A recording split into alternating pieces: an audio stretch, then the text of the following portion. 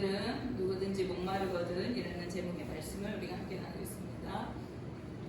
오늘 우리가 읽은 말씀에는요, 예수님께서 예루살렘 성에서 선포하신 말씀이 기록되어 있어요. 이 당시에 예루살렘은 초막절 절기 기간이었습니다. 그런데 절기를 지키려고 그곳에 모여든 사람들에게 화제가 된 인물이 있었으니 그가 바로 예수 그리스도였습니다. 온 성이 예수님에 관하여 얘기하느라 수근수근하였습니다. 요한복음 7장 11절에서 13절 말씀을 보시면 명절 중에 유대인들이 예수를 찾으면서 그가 어디 있느냐 하고 예수에 대하여 무리 중에서 수군거림이 많아 어떤 사람은 좋은 사람이라 하며 어떤 사람은 아니라 무리를 미혹한다 하나 그러나 유대인들을 두려워함으로 드러나게 그에 대하여 말하는 자가 없더라. 이렇게 말씀하고 있습니다. 예수님께서 행하신 치유와 회복과 구원을 이루는 어떤 일들, 그리고 예수님께서 하신 말씀들로 인해서 사람들의 관심이 집중되어 있었던 거예요. 그들은 예수님께서 선한 사람이다, 아니다, 사람들을 미혹하는 악한 사람이다 하면서 서로 이야기를 하고 있었습니다. 그런데 대놓고 크게 이야기도 하지 못했대요. 그래서 3, 4, 5 모여서 수근수근 자기네들끼리 이야기했습니다. 그렇게 한 이유는 그들이 유대인들을 두려워했기 때문이다. 이렇게 요한이 말씀하고 있습니다. 왜 유대인들을 두려워했을까요? 그 이유는 유대인들이 예수님을 못마땅하게 여기고 죽이려고 하고 있었기 때문입니다. 본문 앞장인 6장 말씀에는요, 왜 예수님께서 죽음의 위협을 받게 되셨는지 그 배경을 소개하고 있어요. 그것은 예수님이 자신이 하나님의 아들이라고 하면서 말하는 것이 신성모독을 했다고 여겼기 때문입니다. 게다가 자신은 하늘에서 온 생명의 떡이다 이렇게 말씀하시면서 내가 내 살을 먹고 내 피를 마시는 자가 생명을 얻게 될 것이다 이렇게 말씀하신 것이에요. 그러니까 저 사람이 잘못된 그러한 교리를 퍼뜨리고 우리 종교를 위협한다 이렇게 여겼던 것 같아요. 그래서 예수님을 죽이려고 했습니다. 영적으로 무지했던, 그래서 예수님의 말씀을 알아들을 수 없었던 유대인들은요, 예수님을 죽이려 했어요. 그리고 그뿐만 아니라 그동안 예수님을 따라다니던 제자들, 예수님 곁에서 늘 함께하는 자들 중에서도 많은 사람이 예수님 곁을 떠나갔다 이렇게 요한이 증언하고 있습니다. 그런 이유 때문에 예수님은요, 한동안 유대 지역으로 다니지 않으시고 갈릴리 지역에서 사역을 이어오셨습니다.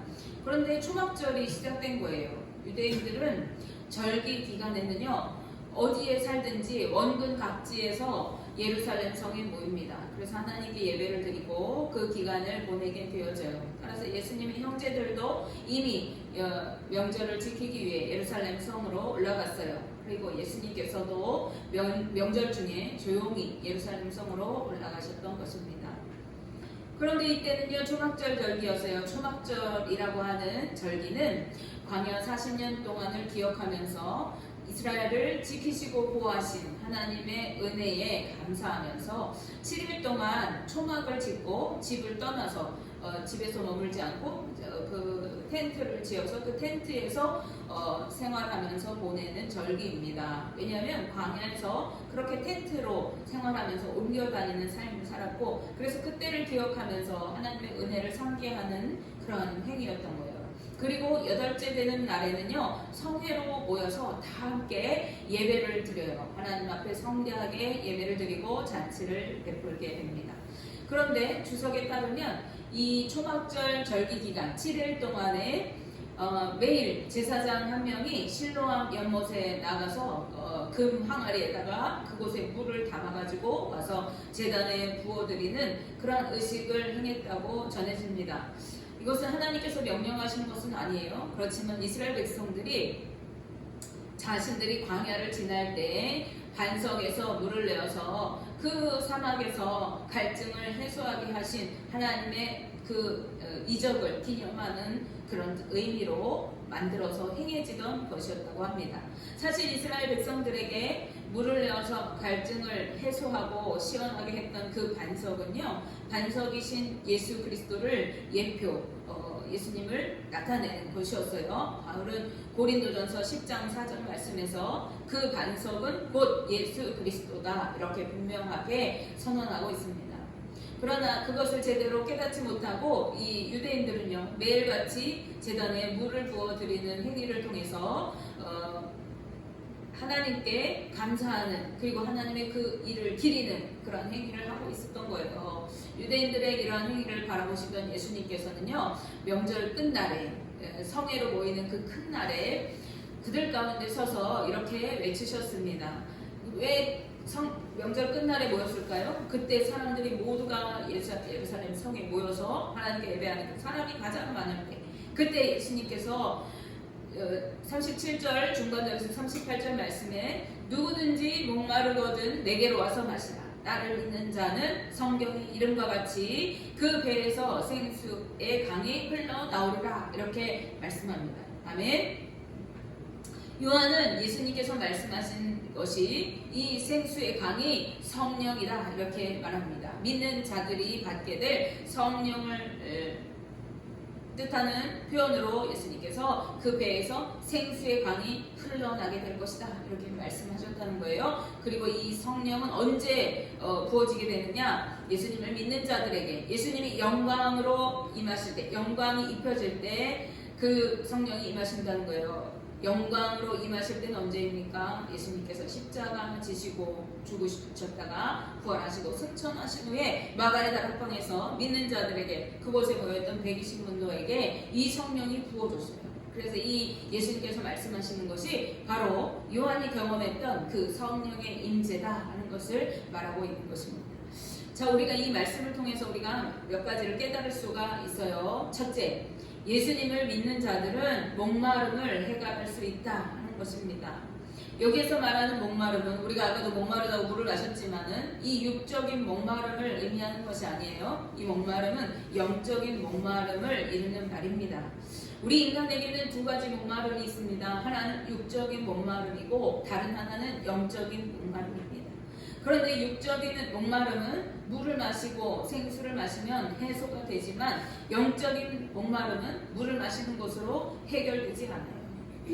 육신의 갈증처럼 쉽게 내가 지금 목마르구나 이렇게 자각되지도 않아요. 그래서 어떤 사람들은 자신의 영혼이 지금 목마르고 메말라서 갈급한 지경에 이르렀다는 것조차 알지도 못하는 경우가 있을 수 있습니다. 그러나 우리의 영혼은요, 갈급할 수밖에 없어요. 언제 갈급할 수밖에 없느냐? 하나님과 함께 하지 않을 때 우리는 갈급할 수밖에 없어요. 우리가 죄로 인하여 하나님과 단절됐기 때문에 우리 인생들은 갈급한 영혼을 가지고 살아갑니다. 우리 인간은 하나님의 형상으로 지음받았어요. 그리고 하나님의 하나님의 생기로 생명이 된 존재들입니다. 따라서 하나님과 함께 연합할 때 가장 안정적이고 만족을 느끼는 그러한 존재들로 지어진 거예요. 그런데 죄로 인해서 하나님과 단절되어졌어요. 더 이상 하나님과 가까이 할 수도 없게 되었습니다. 그와 같이 버려진 신세가 되었어요. 하나님과 함께 하지 못할 때 우리 영혼은 채워지지 않는 목마름을 느끼게 되어져요. 성 어거스틴은 인간의 내면에는 하나님만 채울 수 있는 빈 공간이 있다고 주장했습니다. 이 채워지지 않는 빈 공간, 갈증을 메꾸기 위해서 사람들은 무엇인가를 자꾸 채우려고 해요. 그것이 물질이 되고 권력이 되고 어떠한 신령한 것을 쫓아서 그것들로 자신의 만족을 얻어보려고 합니다. 그래서 이것저것 우상을 만들고 신들을 섬기게 되는 것이죠. 그러나 하나님의 형상으로 지어진 우리 인간들은 하나님 아닌 것으로는 이 갈증을 해결할 수가 없어요. 돈을 아무리 모아도, 아무리 좋은 집을 지어도, 아무리 높은 권력을 얻어도, 권세를 누려도 그것이 만족이 되지 않는 것입니다. 그런데 우리는 왜 그것이 만족이 됐는지 알지 못해요. 하나님을 알지 못할 때, 예수님을 알지 못할 때 그렇다는 것입니다. 그럼 우리가 영적으로 목마를 때, 세상의 그 어떤 것으로도 만족할 수 없는 공허함이 느껴질 때 우리는 어떻게 해야 합니까? 바로 예수 그리스도에게 나아가면 되는 거예요. 반석이신 예수님만이 자신의 몸을 쪼개셔서 우리의 갈증을 해결할 수가 있게 해주시는 분이신 것입니다. 즉 예수 그리스도를 믿는 자에게 하나님이 새 영인 성령을 부어주시고 다시 하나님과 화목하게 하시고 우리 영혼의 만족을 주시는 거예요.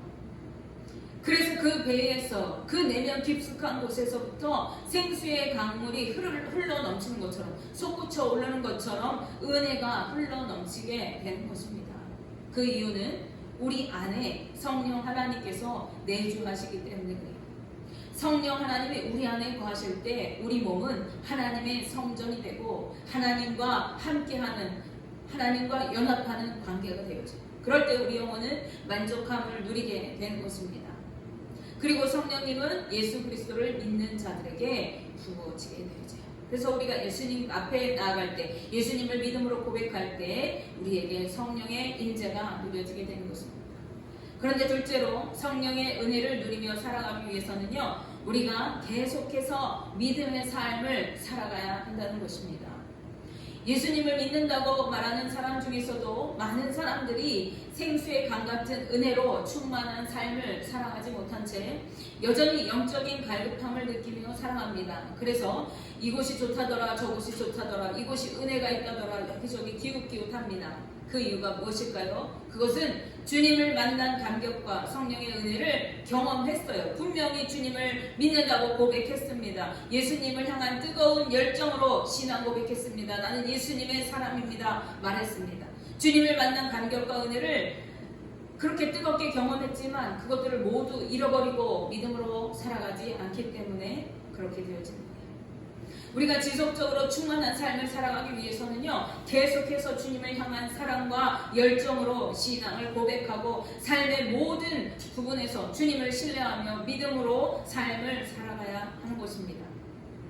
예수님께서 내게 와서 마시라 말씀하실 때 이 마시라라고 하는 단어는요, 현재형으로 쓰였습니다.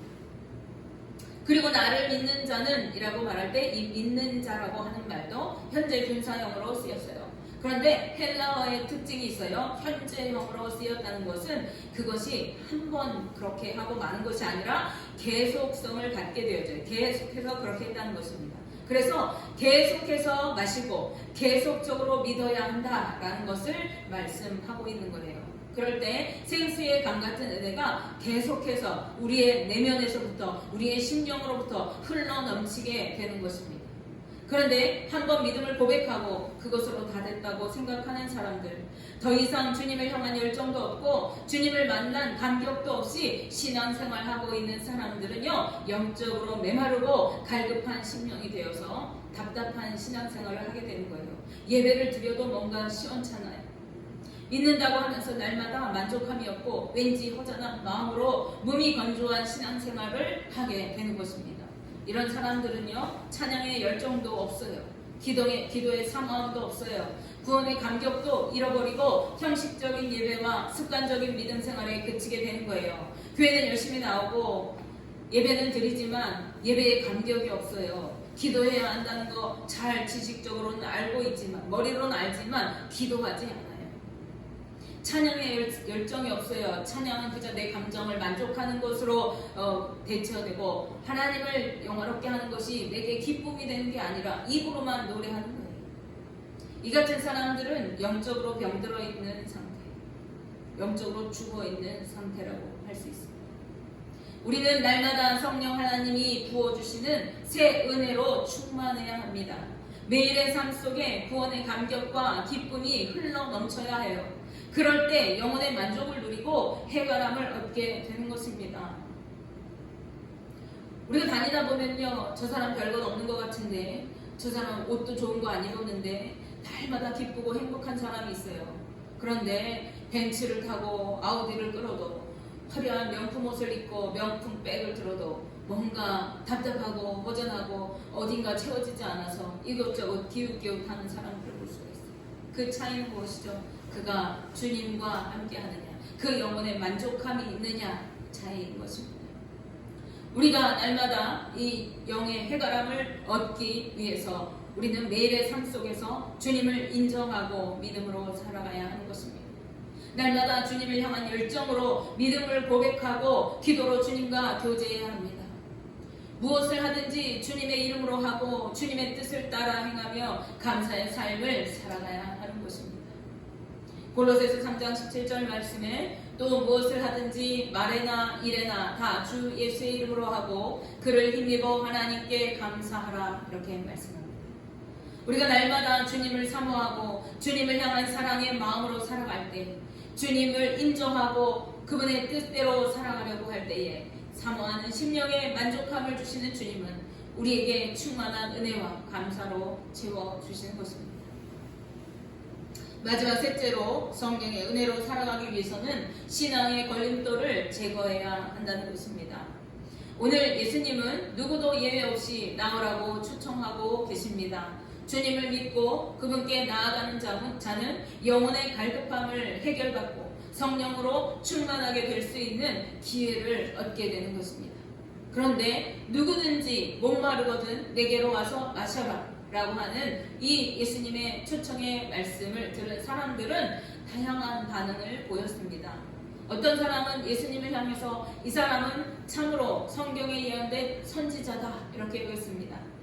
예수님께서 행하시는 놀라운 일들을 보고 또 그 입에서 선포되는 그 말씀들을 들으니 이분은 성경에 예언된 뛰어난 능력의 선지자 중에 한 명이 분명하다 이렇게 여겼다는 것입니다.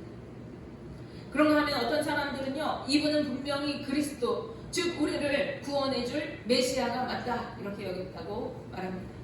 그런데 이들이 생각한 메시아는요, 하나님의 뜻을 이루는 메시아가 아니라 자신들을 이 삶에서 고난의 삶에서 힘든 역경의 삶에서 건져줄 정치적인 메시아였습니다. 이들은 예수님의 놀라운 능력과 뛰어난 언변으로 자신들을 정치적으로 해방시켜줄 것을 기대했을지도 모릅니다. 그러나 그것은 주님의 뜻과는 상관없는 것이었죠. 그러나 어쨌든 이들 부류들은요, 이 두 부류의 사람들은 예수님을 자신들을 구원해줄 혹은 자신들에게 하나님의 말씀을 선포하고 알게 해줄 인물로 여겼습니다. 그런데 다른 어떤 사람들은 이렇게 말합니다. 야, 어떻게 갈릴리에서 그리스도가 나겠어? 성경의 그리스도는 다윗의 씨에서 나온다고 했고 또 다윗이 살던 베들레헴에서 나올 것이라고 했잖아. 그러니 그는 그리스도가 아닌 게 분명해. 이렇게 말했다는 거예요. 요한복음 7장 41절 중간절에서 41절 말씀을 보시면 어떤 이들은 그리스도가 어찌 갈릴리에서 나오겠느냐, 성경에 이르기를 그리스도는 다윗의 씨로 또 다윗이 살던 마을 베들레헴에서 나오리라 하지 아니하였느냐 하며 라고 말씀합니다.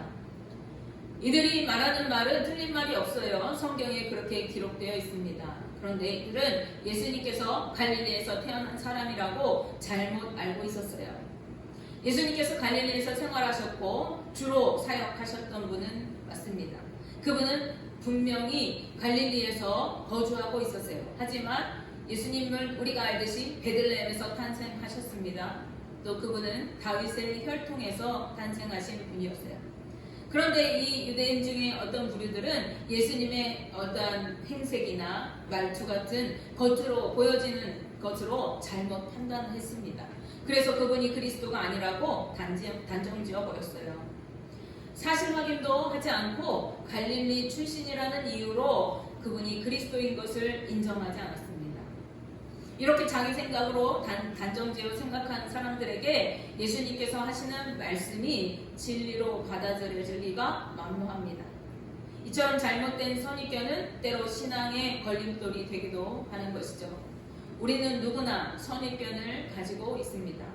그리고 자신이 가지고 있는 선입견이나 이 가치관은 어떤 것을 판단하는 중요한 요인으로 작용하게 되어집니다.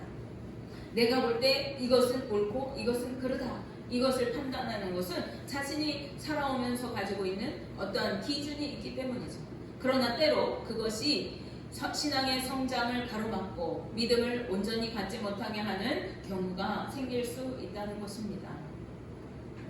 우리는 오랜 신앙생활하면서 이러한 것들이 생겼어요. 야, 예배는 이렇게 해야 돼. 기도는 저래야 돼. 예배자는 어떤 복장을 입어야 돼. 우리가 예배할 때는 어떠한 형식을 따라야 돼.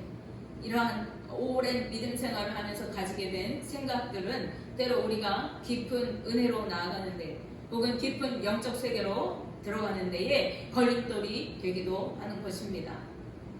바리새인과 서기관들이 구원에 이르지 못하고 예수님을 배척하고 십자가에 못 박은 이유는요. 물론 여러 가지가 있겠습니다만은 그 중에 하나는 자신들의 선입견과 편견의 잣대로 예수님을 바라보았기 때문입니다. 메시아는 유대 땅 베들레헴에서 나와야지 천한 갈릴리에서 어떻게 메시아가 나올 수 있겠어? 안식일에는 일하지도 말고 병도 고쳐주지 말아야지 왜 그런 일을 행하는 거야? 저건 분명히 잘못된 행동이야. 우리는 성전을 거룩하고 소중히 여기는데 저 사람은 왜 우리의 전통을 무시하고 제멋대로 성전을 들러옵는 거야? 저 사람은 분명히 문제가 있는 사람이야. 이러한 고정관념과 선입견과 편견으로 예수님을 바라보았을 때 그분은 여지없이 이단하였고 유대주의의 신앙을 위협하는 존재로밖에 비춰줄 수가 없었던 것이죠. 그 결과 그들은 구세주이신 예수님을 배척하고 십자가에 못 박았습니다. 또 그들 자신이 구원에 이르지 못할 자들로 전락하고 말았던 것이죠. 우리는 이 바리새인과 서기관들과 같은 우를 범하지 않도록 언제든지 주님의 말씀에 자신의 생각과 판단을, 자신의 가치관을 내려놓을 수 있어야 합니다. 예수님께서는 누구든지 나를 따라오려거든 먼저 자기를 부인하고 자기 십자가를 지고 나르라고 말씀하셨어요. 자기를 부인한다는 것은 무슨 말입니까? 내 고집과 생각과 가치관을 주님의 말씀 앞에 굴복시키고 꺾는 것입니다. 우리가 우리의 생각을, 우리의 고집을 주님 앞에 꺾을 때 우리는 주님을 온전히 따를 수가 있게 되는 것입니다. 말씀을 정리해 봅니다. 우리가 주님께 나아갈 때 예수 그리스도를 믿고 고백할 때 성령 하나님께서 믿는 우리 안에 함께 내주하시고 우리는 성령님이 거하시는 성전이 됩니다. 이제는 내가 사는 것이 아니라 내 안에 성령님을 모시고 사는 존재가 된 거예요. 그리고 이때 성령 하나님은 우리의 심령 깊은 곳에서부터 우리의 근원 내면에서부터 생수의 강 같은 은혜로 적셔 주셔서 우리의 심령을 만족하게 해주십니다. 그러나 삶 속에서 이러한 은혜를 지속적으로 누리기 위해서는 주님을 향한 우리의 믿음과 뜨거운 열정을 계속해서 유지해 나가야 됩니다. 한번 은혜 받고 한 번 주님을 만난 감격에 젖어서 그곳으로 타성해졌는 것이 아니라 매일의 삶 속에서 믿음을 고백하고 매일의 삶 속에서 주님을 사랑하는 열정으로 주님 앞에 내 자아를 굴복시켜 나가야 되는 거예요. 주님을 인정하면서 주님과 동행하는 삶을 살아가야 됩니다. 그럴 때 날마다 은혜로 충만하고 세상이 줄 수 없는 기쁨과 평안이 우리의 삶 속에 넘쳐 흐르게 되는 것입니다. 그런데 우리로 하여금 그러한 삶을 살지 못하도록 가로막는 것이 있어요. 그것이 뭡니까? 우리가 가지고 있는 잘못된 선입견과 편견과 내 고집과 또 고정관념입니다. 이러한 우리의 잣대로 판단할 때 우리가 주님께 더 가까이 나아가고 신앙의 성숙을 이루는 것을 가로막는 요인이 되는 거예요. 말씀을 들어도 그 말씀을 내 생각으로, 내 기준으로 판단하면서 재단해서 들어요. 그래서 이것은 내 생각에 맞으니까 받아들이고 이것은 아니니까 버리고 하는 거예요. 우리는 성경이 하나님의 말씀임을 믿습니다. 우리는 성경이 하나님께서 기록하신 거룩한 하나님의 뜻임을 압니다. 그런데 그 하나님의 말씀을 내 생각과 판단으로 선입견으로 재단하면서 드리는 거예요. 온전한 믿음이라고 할 수 없겠죠. 믿음이 잘할 수가 없는 것이. 그러므로 우리는 자신의 기준을 내려놓고 주님 말씀에 순종하여 살아가야 하는 것입니다. 왜 그렇습니까? 우리는 주님의 자녀이기 때문입니다. 우리는 하나님 나라 백성이기 때문에 그렇습니다.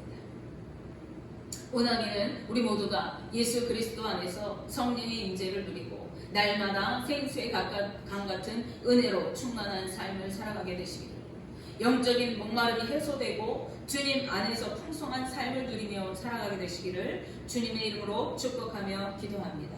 기도하겠습니다.